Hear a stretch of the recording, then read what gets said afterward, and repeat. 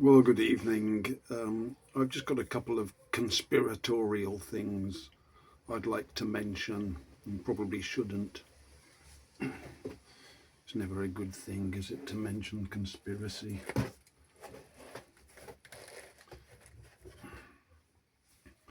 But, well, I suppose the first thing is Rupert Lowe, the leader of Restore Britain, posted a video today from a driverless car in which he was being driven from the airport to his hotel or somewhere like that in Texas. Now, I don't believe driverless cars are a thing. I've I've held that conviction for a long time, and I haven't changed my mind. I think they can probably get a driverless car to go down a couple of roads and carefully arranged routes, but under very controlled traffic conditions, I don't think that they're a practical possibility somehow. They seem to me to be quite impossible because of the insurance implications, if nothing else. And who wants to sit in a taxi with no driver? There are so many low-paid workers available to take you anywhere you need to go, rather than relying on software, which is eminently fallible.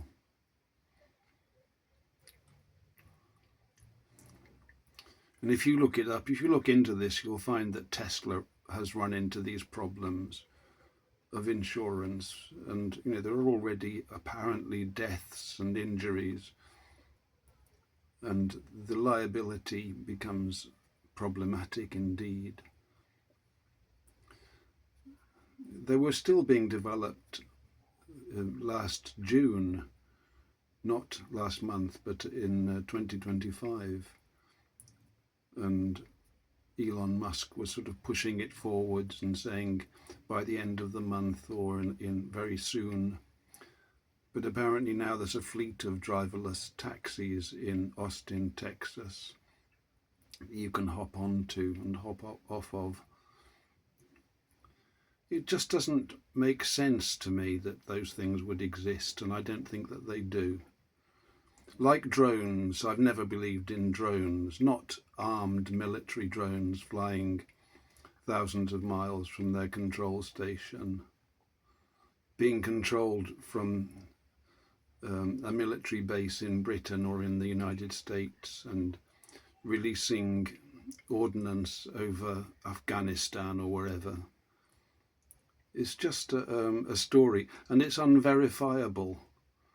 That's the beauty of it. Once they've got people convinced that those things do exist, then they sort of bring them into reality. And I think Elon Musk is very much involved in this kind of deception, because of course Elon Musk has the Starfleet and SpaceX and all these things, and those of us who have become aware of the lie of space exploration, we understand that these things are fictitious. They've never been, publicly revealed. This is the problem with Elon Musk, and Elon Musk has taken an interest in Rupert Lowe's political venture with Restore Britain, and seems to support it apparently on his X platform. Although I don't think he funds it, but something like this, I smell a rat. Rupert has gone supposedly to be interviewed by Joe Rogan for his famous podcast. He's gone all the way to Texas for that interview. And he's taken the opportunity to film himself in a driverless car. That very much plays to the advantage of Elon Musk, I think. And I suspect that Mr. Lowe is, well, literally being taken for a ride. And whether he's in on it or not, I just don't know. But I smell a rat. There's something going on here. There's so much money and intrigue involved in the world these days. So that's troubling. Rupert Lowe has already come out with this statement. I detest, he said, I detest ethno-nationalist and neo-Nazi ideas or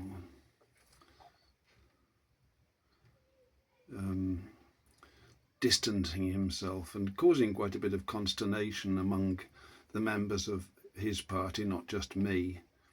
Because ethno-nationalism is another one of these newspeak words that they've brought in to tar people with the brush of extreme and unacceptable affiliation, neo-Nazism and all the rest of it.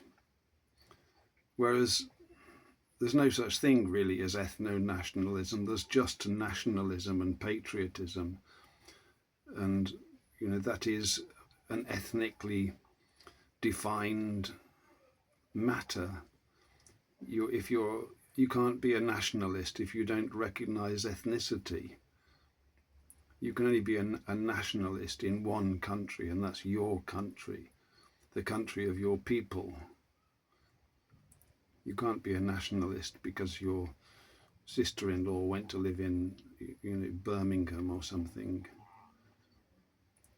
You remain loyal to your own people. And nationalism is what the world needs, in a manner of speaking. I don't think it's the solution, but it's certainly a step to restore nation states and make them accountable to their citizens. So I think whether Rupert Lowe is playing the long game and has understood that only by distancing himself from this concept can he hope to gain a foothold in Westminster, and only by firming up his alliance with Elon Musk. So he's playing a covert game there. I don't know. It's not really in keeping with the original Rupert Lowe, who spoke of generations and seasons and heritage and all these high-sounding principles. But it could be that he's either playing a secret hand or he's been majorly deceived. It could be either, really. To me, he seems like an honest man, I have to say. But, what do I know?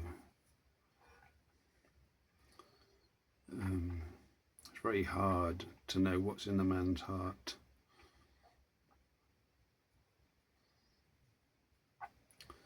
So that's one conspiratorial thing. And the other conspiratorial thing is that I met a gentleman, an Ishmaelite in fact, whom I had originally met at the church breakfast. And he just goes there to eat and for a bit of company. He lives in the same road where it's held. And he's a nice enough fellow, and he invited me around to his house some time ago, and we had a short chat about this, that and the other.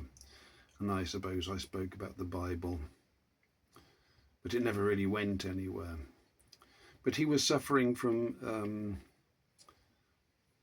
what's it called? Is it Parkinson's disease? He couldn't walk, he couldn't coordinate his movements of his hands very, very well. He had difficulty walking. And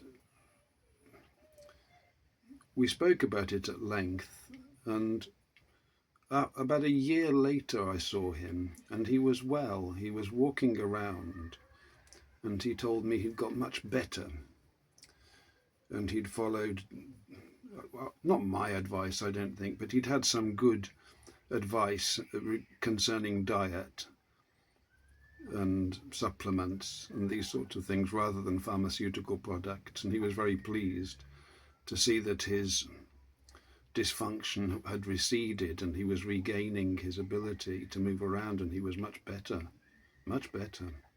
I was very pleased to see it. I was happy for him. But then I ran into him about a week ago, I think it was, and he's in one of these mobility scooters, and he was back to his original state of full-blown Parkinson's, and he was not coordinating at all. And I asked him what had happened, and he said, well, I went on holiday to Spain, and I spent a couple of weeks in Spain, and when I came back, it just became steadily worse, and this was the condition. Well, that makes me think. I've been mulling it over in my mind, because I've travelled recently to Italy, and since returning, actually when I was there already after the flight, my faculties had deteriorated greatly. I was extremely tired and unable to balance almost. And that persisted for quite a while after I returned to Britain.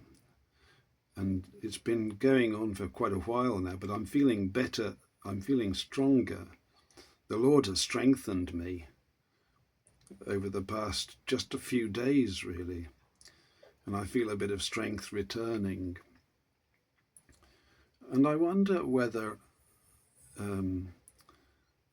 taking a flight, well, in such close proximity to people who are pumped full of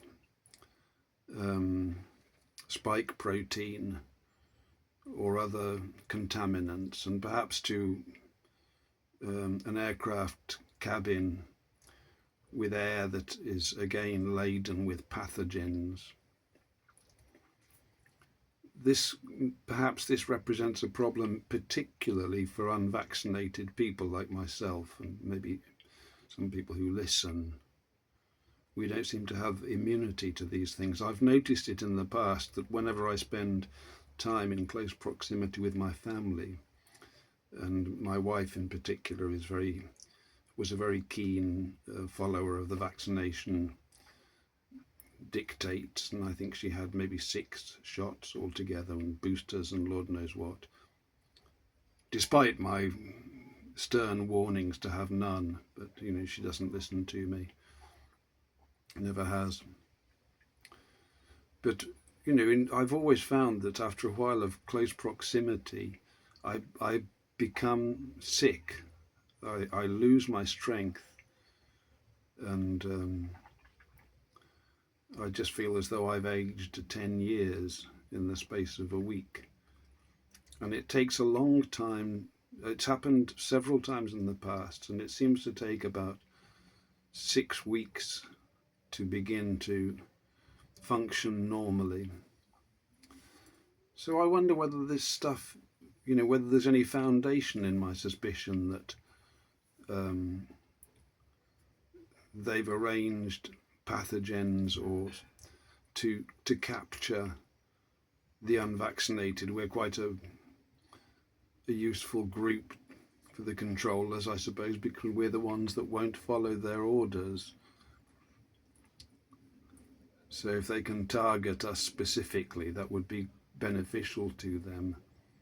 Whereas perhaps people who are fully vaccinated manage to build up a measure of resistance to these things and don't feel the same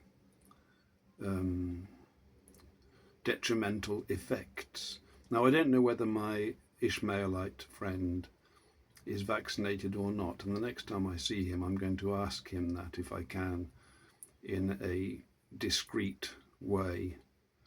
That would be kind of interesting. So those are just some thoughts that are bouncing around at the moment. God bless this evening.